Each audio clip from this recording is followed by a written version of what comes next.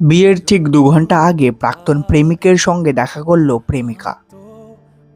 একটি video social মিডিয়াতে ঝড়ের গতিতে ভাইরাল হচ্ছে, যেখানে দেখা যাচ্ছে একজন মহিলা তার বিয়ের দিন ঠিক বর আসার 2 ঘন্টা আগে তার প্রাক্তন প্রেমিকের সঙ্গে দেখা করলো এবং তাকে জড়িয়ে ধরে শেষবারের মতো কাঁদল।